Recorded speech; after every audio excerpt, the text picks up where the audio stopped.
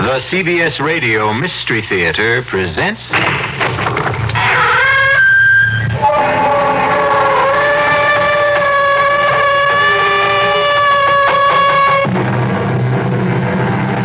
Come in.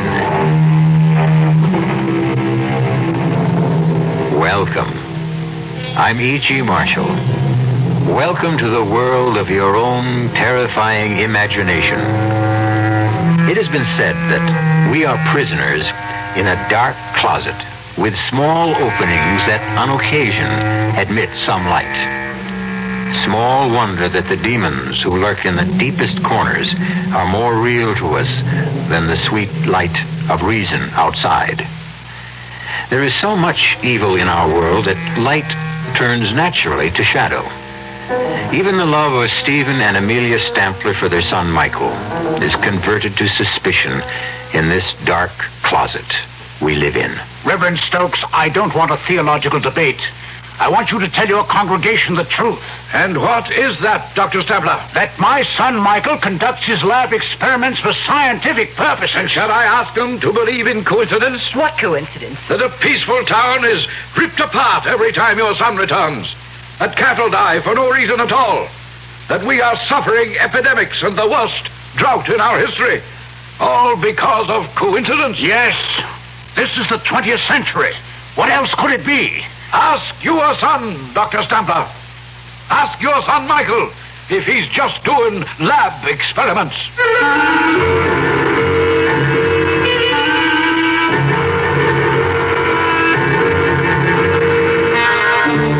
Mystery drama, A Sacrifice in Blood, was written especially for the Mystery Theater by Milt Wisoff and stars Patricia Rowe and Ralph Bell. It is sponsored in part by the Kellogg Company, makers of Kellogg's Special K cereal. I'll be back shortly with Act 1.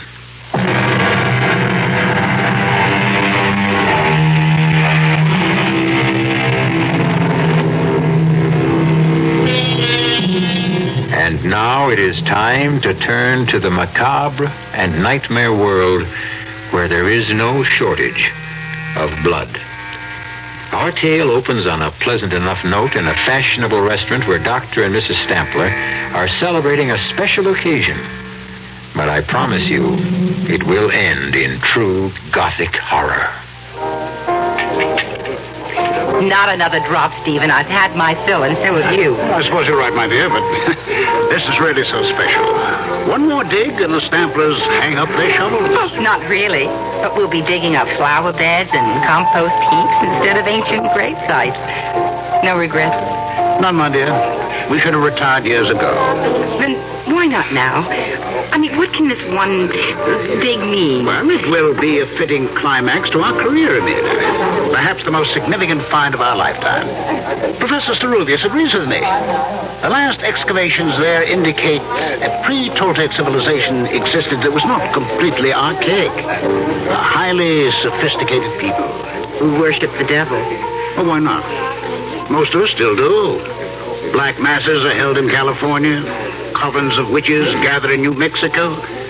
Blood rites take place in the shadows of New York skyscrapers. Oh, nonsense. You've had too much wine. Oh, too much wine, I haven't had enough. Come, Amelia. Let's toast the occasion. To a splendid find. To a safe return.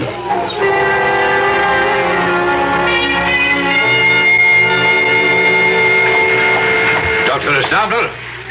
Dr. Stampler? Yes. I am Professor Sarulius. Oh, thank you for meeting us.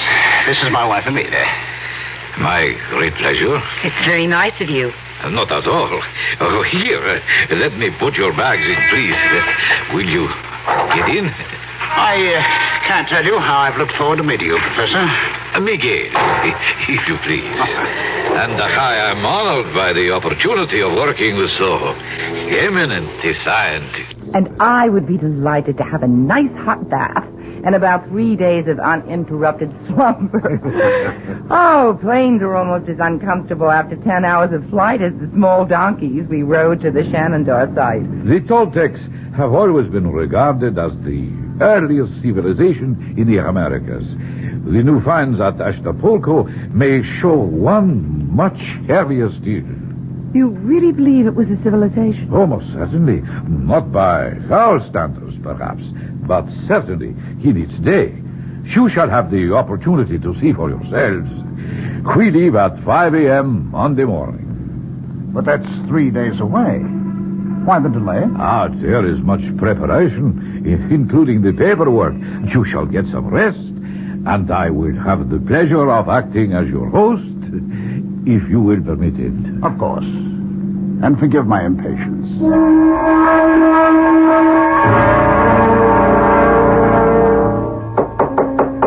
Who's there? It is I, Miguel. Just a second.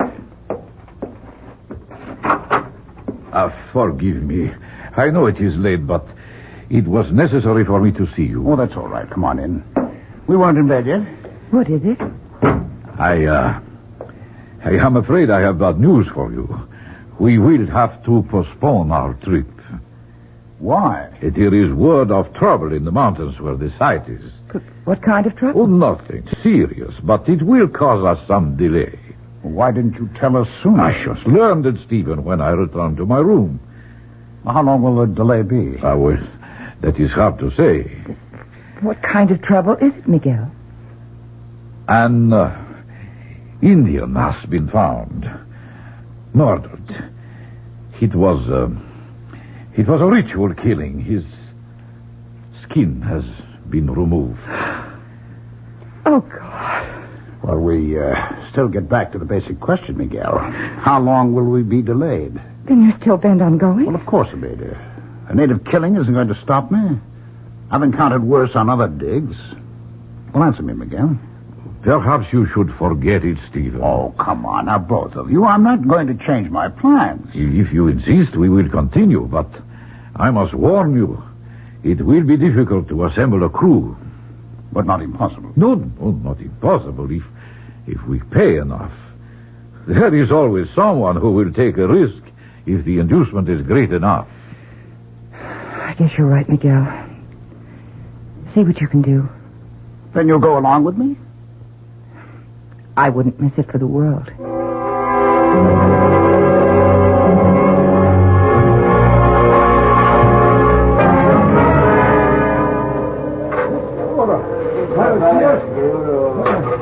They're not making much headway, Miguel. Can't they dig any faster? We are up very high, Stephen. More than 10,000 feet.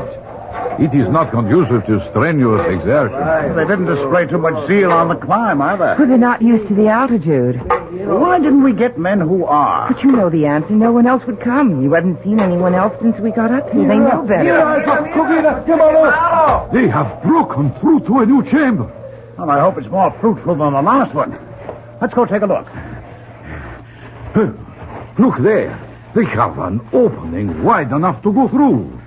May I? Of course. This is your excavation, Stephen. Are you all right? Yes. Come on in. My God. It's so still in here. Even echoes die after thousands of years. We seem to be in the anteroom. I imagine the main chamber is just through those doors. It would appear so. Get the men in here. We've got to get those doors open, and it looks like one heck of a job. Siga pronto. No quiero entrarlo. Siga. No. Siga pronto. Well, what are they waiting for? They will not enter. Well, tell them they'll get docked if they're not in here pronto. It is no use. They will not come. All right, then we'll get the doors open by ourselves. Let's see how thick they are. Throw me a hammer, will you? It's pretty solid, Miguel.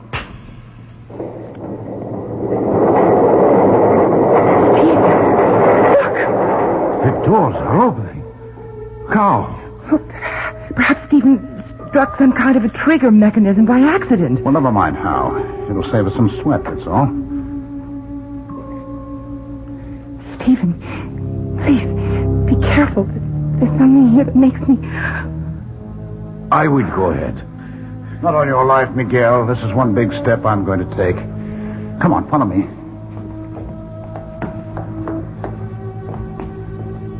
Good Lord. an enormous chamber. It's like a giant cathedral. Bring the lamps up. That door. It's cut in a single block. Oh, yes. It must weigh at least 10 tons. Look at the bas-reliefs on the walls.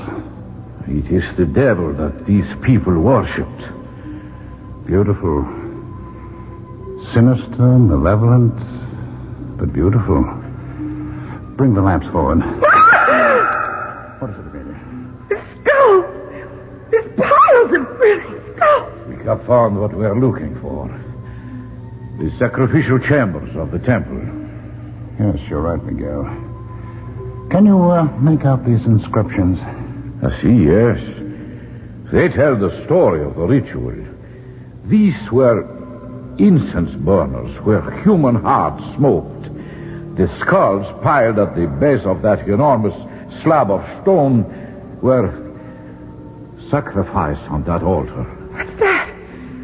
Oh, Miguel just described it, my dear. The stone slab was the altar. No, I mean in the center of the altar. Probably the debris of centuries. I just saw something stir. It's a baby. Completely naked. On that cold stone. Oh, a poor child. Now. There now. Oh, he's lovely.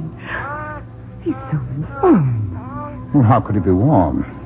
It's so cold and damp in here. Well, he must have been left here a few minutes ago. Or perhaps someone left him as a warning to us. Oh, but impossible. There is no other entrance beside the stone doors, not even windows. This was the sacrificial chamber of these ancient people. Well, then how, Miguel? I don't know. And I'm afraid the answer, if we ever find it, will not be pleasant. Well, at least whoever left him had sense enough to leave some protection. There's a woven mat on the altar. See? And that is one of the mysteries that troubles me. What are you saying, Miguel? The fabric the child is lying on. Examine it. Yes. Yes, I see what you mean. It was woven when the temple was new. When a bright star appears in the east and a child is born, there is a season of celebration. But when a child appears on a sacrificial slab of the temple of an ancient people who worship the devil, what will the season bring?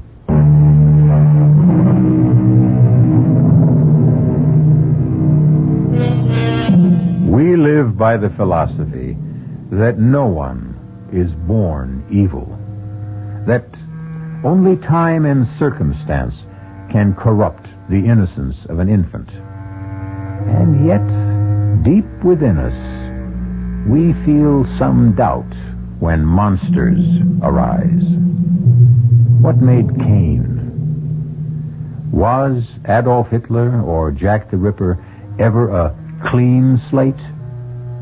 Why should we not wonder even stronger when a child appears out of nowhere in the temple of Satan?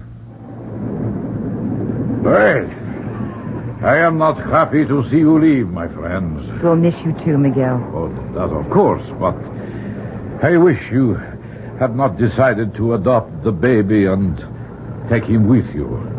I would have preferred you to leave him here with me until I could ascertain what his origins are. I think he's right, Amelia.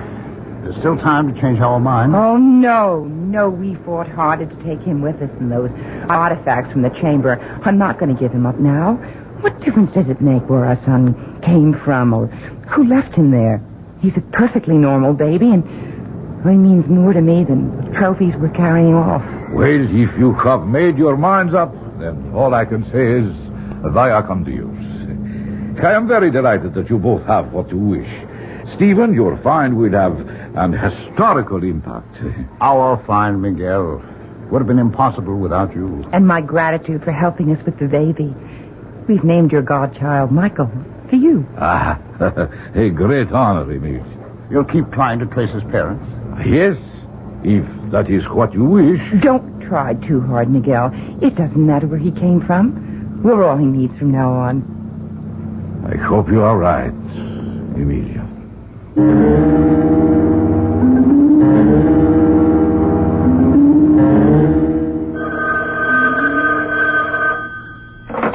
Stabler here. Oh, no. I'm sorry. That will have to wait. And look, another thing, don't set up any more interviews. My wife and I have had it. All right, I'll let you know, right. Don't be so short with Conrad. He's only trying to promote your book. I know he is, Amelia, but we're entitled to some privacy. We've been back home for almost a year now, and I'm sick of interviews and publicity. The people poking around here. Oh, you know you don't mean that. You're positively glowing with success. Yeah. You proved your theory about the pre-Toltec people, the influence they had on earlier civilizations, and, well, just look at the results. Academic honors and, the fantastic sale of your books on the expedition. This year has been good for you, Steve. Well, of course it has, Amelia, but if we hadn't gone on that bloody trip, we'd have some peace at least. We wouldn't have Michael. Well, no, you're right, my dear. Oh, he's quite a handful for a kid his age. Only a year old, he's been walking for months. And he's such a good-looking child. He's so well-behaved. No, too well-behaved. You know, it's scary. He hardly makes any sounds at all. Oh, count your blessings. Our neighbors envy us so. They want to know how I discipline Michael. He's such an angel. Doesn't need any discipline. Well, maybe he doesn't, but I do. I've got to finish my notes for the lecture tour. Are you sure you won't come with me, Amelia? Well, who'd look after Michael? Well, Karen. She's perfectly capable. Oh, nonsense. I mean, you'll be gone in a month. He needs me. So do I. Oh, don't tell me you're jealous. Oh, no. But I am disturbed. You've got to give a little, Em. Don't try to smother him. It's no good for either of you.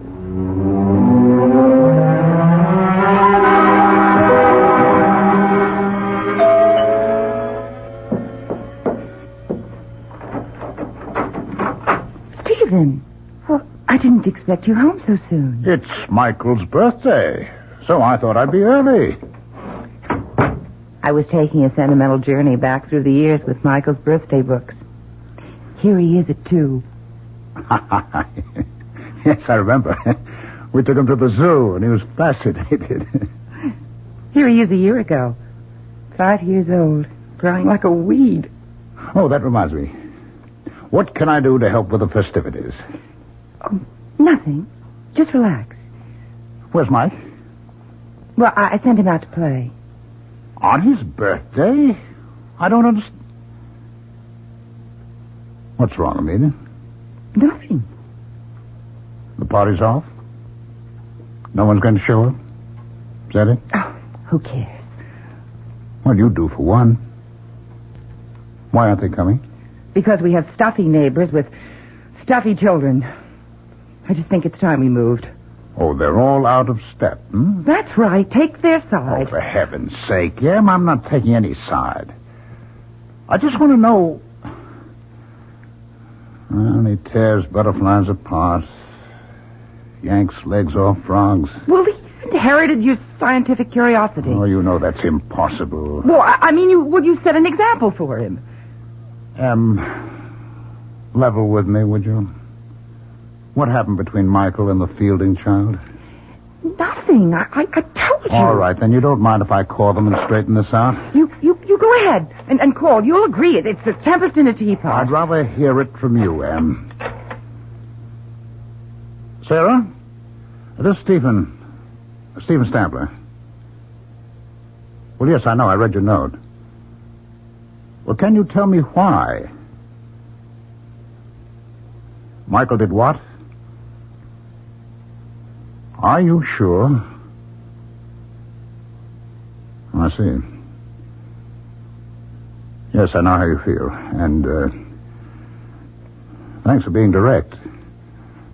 Bye. Well? I just don't understand. Curiosity. It's simple, childish curiosity. Children try to discover the world around them. They smell, taste, feel. They hurt? Well, yes, sometimes they hurt. Not out of malice. Try to be honest, Em. How would you feel if you were Sarah Fielding? I hope I'd have the good sense to take things in stride. Would you? I can't believe it's you, Amelia. You've lost all sense of objectivity. You've lost all sense of proportion. Are you trying to cast Michael as a monster? I'd like to understand him, but I think I need help. And so does he.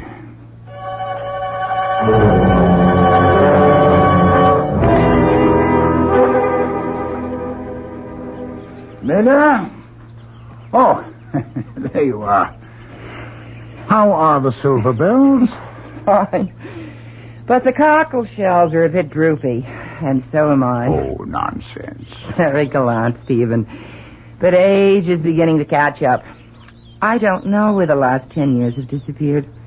Seems only yesterday that Michael was 6, entering school for the first time. Now he's almost grown. 17. Oh, my, you look handsome today. You're even wearing a tie. Yes, so I have. What's the occasion? We have a friend in town. Old Ceruvius. Oh, I didn't know he was in the States. Well, neither did I. He's consulting with the museum people, and he'd like to see us. I asked him out to lunch. Oh, that was thoughtful. Now, there's no need to fuss, Amelia. Of course not. I'll get the soil off my hands and throw something together if Miguel doesn't mind. I certainly don't. Well, thank you, Anne. Is there anything I can get from town for you? No, just hurry back. Ceruvius is dying to see Mike. What time is Mike due here? Oh, dear, I forgot to tell you. There was a letter from Michael in the morning mail. He's staying at the academy through the holidays. Well, that's odd. Did he say why? Well, he wants to catch up with some school work, and there's an experiment going in the lab. He just can't leave.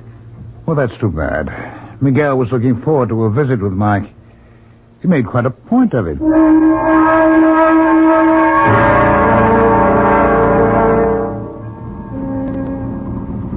This is quite a machine. It sounds like my coffee grind. It's reliable transportation, Miguel, despite the noise it makes. And how is the boy? Well, very well. And so is Amelia. You look fit. I should be. I still clamber over rocks like a mountain goat and dig interminable tunnels. Have you found anything more at the old digs? Enough to verify your findings. But one thing we never discovered. No trace of Mike's parents, eh? No. I have shown the pictures you sent me to every man, woman, and child in the region. Nothing. Well, how is he getting on? He seems to like it at the academy. As a matter of fact, things are going so well there, he won't be home for the holidays. I'm sorry. Oh, it's too bad. I must see him. Perhaps I still can. Well, he's not due home until the summer vacation. In that case, Mohammed must go to the mountain. That's quite a trip. Not to see a godchild. Well, here we are. We're here at last. Miguel, how nice to see you again. It is always a pleasure, dear Emilia. Oh, you look more enchanting than ever. Oh, thank you. You're so good for my ego. I have drinks set on the terrace. Would you like to unpack first? No, I think not. A drink would be fine, and then I must be going. But you've just arrived. I prepared lunch. We haven't seen you in years. Too many years. I know, but I may get a chance to stop in before I go home. What made you change your mind? He's going to visit Mike. Aren't you, old friend? Yes, I think so. Oh, he'll be delighted, as we are disappointed. I hope so. It would be nice to feel wanted by a godchild I have not seen since he was an infant. I'm sure he'd love to see you. He keeps asking about you all the time. You can feel flattered, Miguel. You seem to be the only human being he has any interest in. Besides you and Emilia. Of course. That's a strange thing to say. Oh, you must forgive me. I have not been in civilized company for ages. My Conversation is a little, how do you say, rusty? Exactly. My bones and my speech are undoubtedly growing rusty. That is why I want to see him on this trip. I may never have the opportunity again.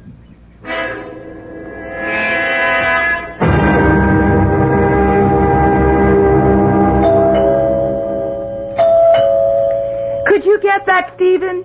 I'm just finishing the shelf, dear. Very well. Michael, I don't understand. No hello? Should I go out and start over again? Quit not silly. Hello, darling. That's more like it. Stephen, it's Michael. Mike! I know. Mother had the same reaction. I just got through sooner than I thought I would, so I rushed home. Put your bags in your room, and I'll fix something to eat. You look well, Dad. Why shouldn't I? Leisure is good for the thinking classes. Oh, you look a bit drawn. Are they pushing you? No, I'm pushing myself. There's so much to do. What's new? Your godfather paid us a visit. He wanted to see you. Well, here I am. Well, you had to leave. Obviously, he didn't get to see you at the academy. No, I didn't even know he planned to make the trip. Oh, that's odd. He said he would go to the academy directly. We must have crossed paths. Oh, excuse me, Mike. Hello. Yes, this is Dr. Stephen Stamler. Would you mind reading it? What? Would you read that again, please? Oh, my God. What is it, dear? It's a wire from the academy. They found Cerubius. Found him? Yes. Miguel is dead.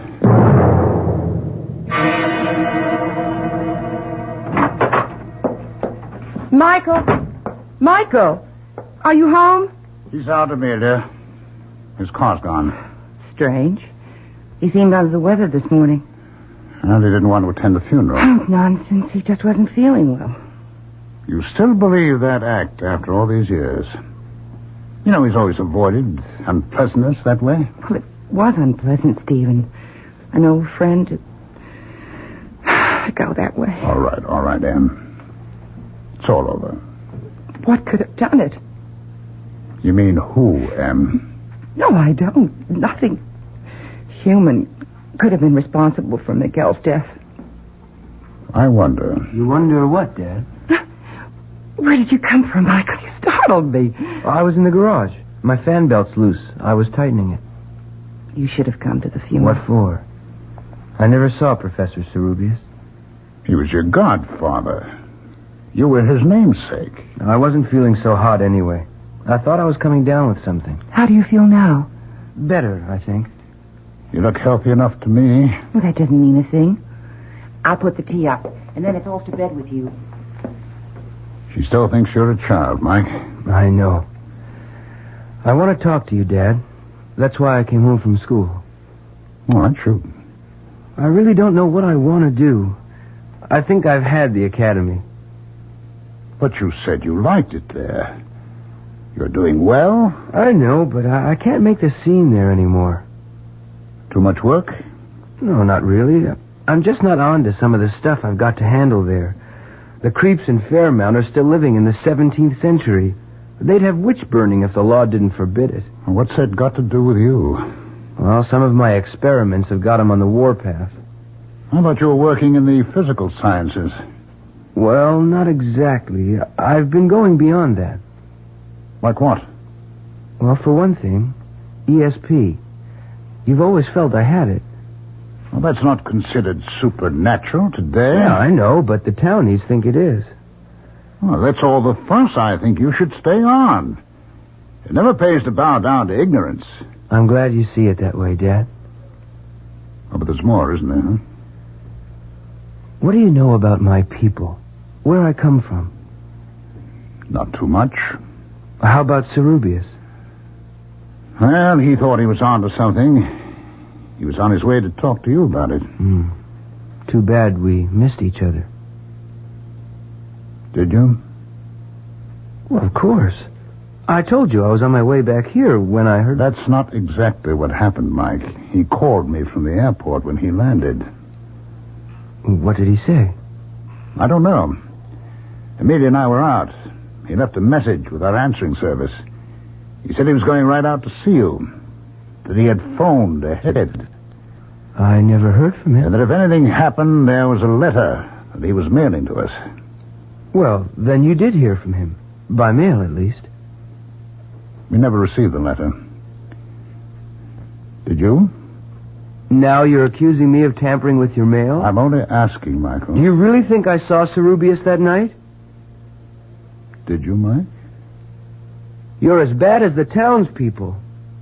What do you want to hear? A full confession? Oh, okay. I saw the old man. I killed him. Is that enough? Or do you want me to invent the gory details, too?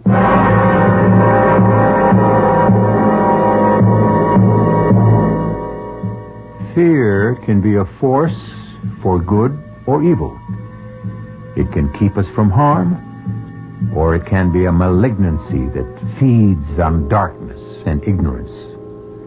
Is Mike a victim of rumor and coincidence, or is he truly evil?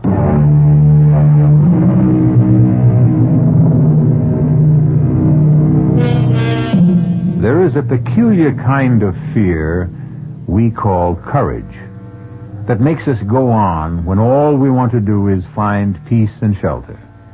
It makes men who fear heights climb mountains. Soldiers who detest war and suffering advance on bloody battlefields. Some call it pride rather than courage. Choose now. Retreat now and regret it, or go on with me to Act 3. Mark, I've just heard from the police. They're still running down leads on the murder of Cerubius, but they admit it seems hopeless. Too bad. Did you ever get the letter he said he mailed you? No, I don't know what happened. Neither do I. How are you doing in the workshop? I don't know. Thank God frogs are such fast breeders. I killed them off so fast. No results? Only with our neighbors. They seem to connect my frogs with everything bad that's happening. The Gilmore child comes down with meningitis, my frogs are responsible. The drought and the unusual heat, the salmonella outbreak, all part of my wicked machinations. How would you like to come out of retirement, both of you? What do you mean? I'd like to go back to the place you found me, to see if I can trace my origins. Maybe I'll find myself then. Well, I don't know, Mike. I just hadn't thought about it. Well, then don't. Let's just do it. Oh, Father! It's a gift from our loving neighbors. It's a brick. There's a note attached to it. Let me see that, Mike. This is your last warning. Leave, or we will send you back to the hell where you belong. They're not all clods after all.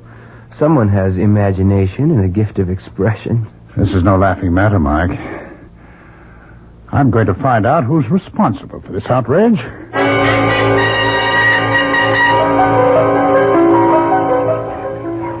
Dr. Stempler, delighted to see you. I think we can do without the formalities, Reverend Stokes.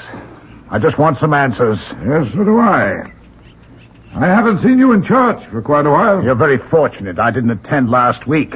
I don't think you'd care for my reaction to your sermon. Oh, then you don't believe in the presence of Satan? No, I don't. All I know is what that kind of talk leads to. Oh, the brick, you mean. I'm sorry about that. Well, yes, you should be. You've got these farmers half insane with your superstitious prattle. Some say that about religion. I wonder why. All right, let's not get sidetracked, Reverend Stokes. I don't want a theological debate. I want you to tell your congregation the truth. And what is that, Dr. Stempler? That my son Mike raises frogs for his lab experiments. Shall I tell them to believe in coincidence? What coincidence? That a peaceful town is ripped apart every time your son returns. That cattle die for no reason at all. That we are suffering epidemics and the worst drought in our history. All because of coincidence? Yes, you tell them that this is the 20th century. What else could it be? Ask your son, Dr. Stampler. Ask him if he's just doing lab experiments. I told you, Dad, I'm going back where you found me, with or without you. Mike, that is foolish. Cerubius excavated for years but found nothing. What makes you think you can? Because I was born to it and Cerubius was not. He was contaminated by Spanish blood. My lines are pure. I need to find my way to another world. Will you come with me? You're not serious, Mike. I've got to go, Mother. I thought you'd understand. Well, I do. I just want you to think things through a little longer. Go back to school. Just finish this semester, and then we'll all go back. I promise you. That makes sense, Mike. It's only a few months. What do you say? Okay. But I won't let you stall me past then. I think my word is good enough. It is, Dad. Then, that's settled. Now, why don't you take Dad out for a walk? This room needs cleaning and airing. Are you implying? Not at all. I'm stating it quite clearly. Either I clean this place now, or I'll send in some goats to keep you company tonight. Now, shoot. Okay, I'll go. How about the keys to the car? I thought we were going for a walk. Take a rain check. I'd like to drive into the city. I'll be my guest. Here. Just drive carefully. Don't worry. I'll be back for dinner. Can I give you a hand, Amelia? I don't think so, Stephen. My, this place is dusty. I'll empty the trash basket for you. Just dump things in the plastic bag. Don't you feed Mike, Amelia? Of course I do. Look at all these hamburger wrappings. Well, I think he feeds his frogs with them. Oh, no. What's wrong, Stephen? You're as white as a sheet. Yeah. This piece of paper. Well, what is it? It's part of an envelope, Amelia. The one that contained the letter Cerubius wrote to us. Oh, my God. Why didn't Mike destroy the letter? That's what I'm wondering, too. And I don't like the answer I get.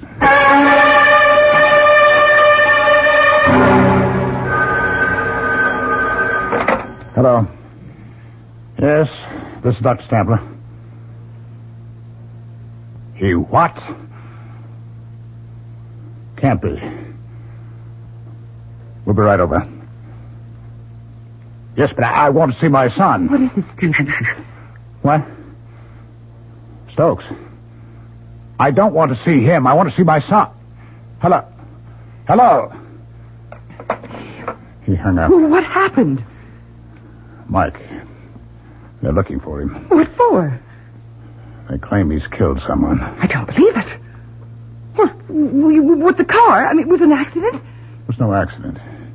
They found Claire Baxter dead. What's that got to do with Mike? They claim he was seen near the place where the body was found. Where's Mike now? He's disappeared. They found our car in the ravine. Oh, no. I'll go see. Good evening. Yes, Reverend Stokes, what is it? May I come in? No, you may not. Now clear out of here. What's wrong with you, Stephen? Please come in, Reverend. Thank you, Mrs. Stapler.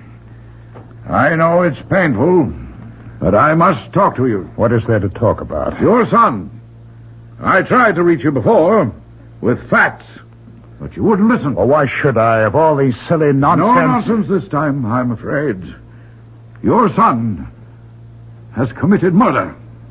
Just because he was seen near where the girl was found, I'll bet half the town would have been there. No one else in town would kill the way Claire was slaughtered. Please, I don't want to hear any more. Then we just sit quietly and wait. For what? For your son to return. And then what? Then we'll do what must be done. You won't wait here. Now be sensible. There are men just beyond this door.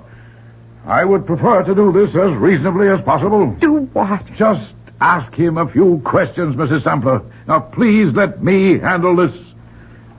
Or would you prefer mob violence? Ask your questions, Stokes. I'm here. Run, Mike. Save yourself. Not yet. I've got a score to settle with old Nosy. Sit down, Michael. It's all over for you. For you, meddler. No, Asmodeus, your time has come. Asmodeus? Asmodeus, Satan, whatever you call yourself. Sit down and answer my questions. I'll change my mind. I'll answer your questions if you catch me. Stop him, Stephen. Please don't let him go. No, Amelia, don't worry. Stokes will never get him. Neither will that mob. He's on his way back. Back? Where? Where we found him, Amelia. In the sacrificial chamber. Zerubius said someday Mike would return.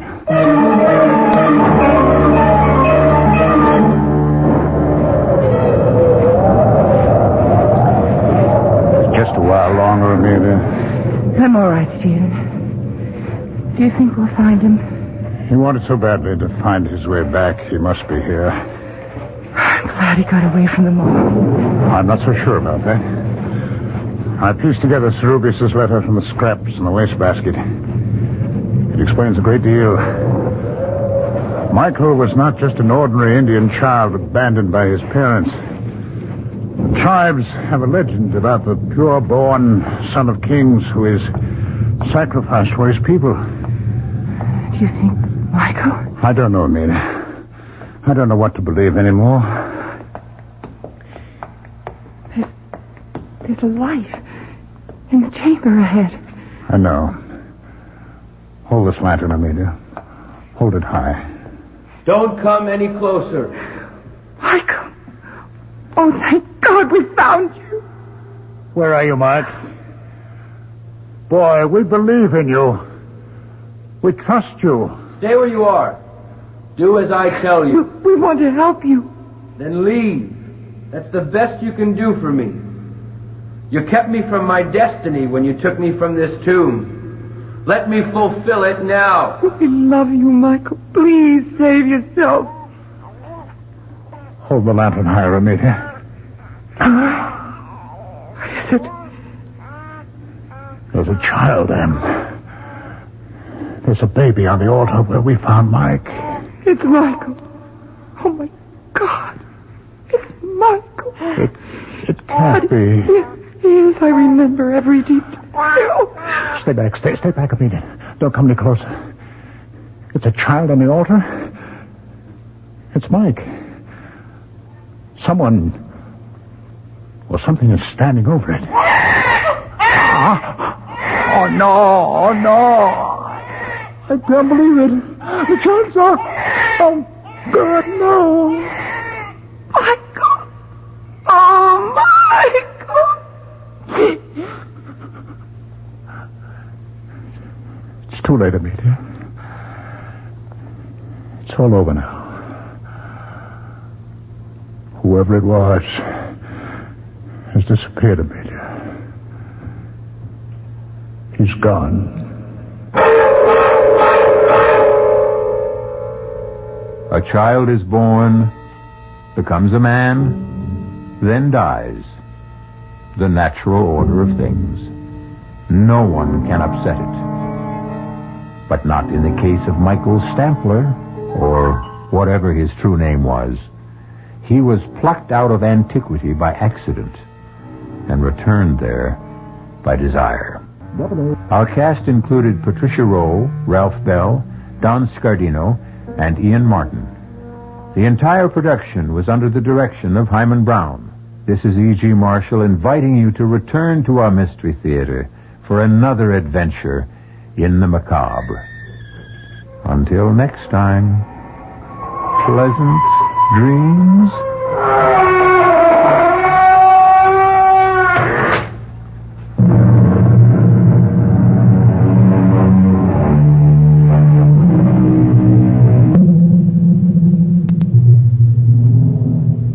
The preceding Mystery Theater program was furnished by the CBS Radio Network.